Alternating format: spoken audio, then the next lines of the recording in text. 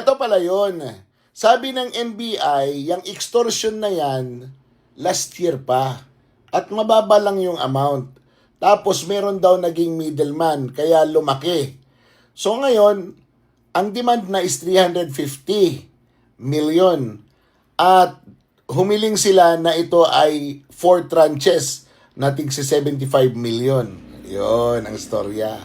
So nang idiniliver na ng NBI ng mga undercover na ahente yung pera, hindi daw tinanggap ng kanilang kausap.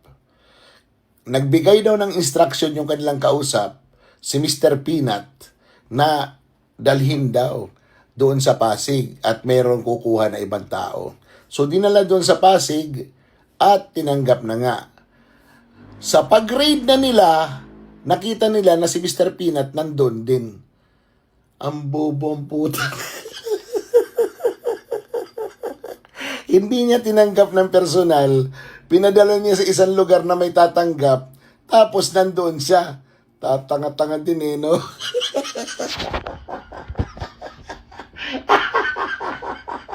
Saan ka pa?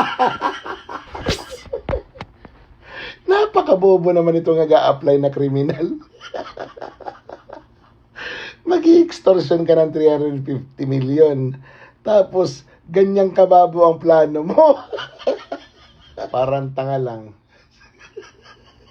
Ang daming paraan para kumuha ng pera. Dapat nag-aaral kayo sa mga politiko. Alam nila kung paano.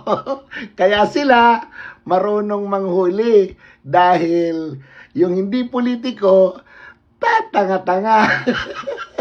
O ito yung kwento.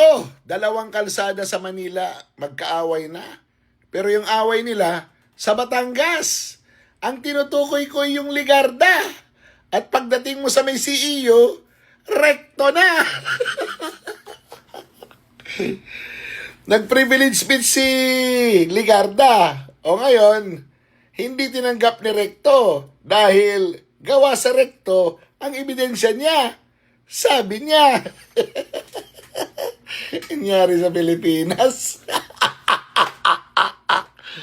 Pambirang buhay ito. Diba? Yung paggaling ka sa nagtahan, Ligarda, kanto, pagkalampas mo ng Gastambide, yung sunod na kanto ay rekto na. Kaliwa, papuntang Siyo, San Beda at Malacanang. Pakanan, papunta sa mga pagawaan ng mga diploma, lisensya, at kung ano-ano pa. O ayan! Nag-away na sila.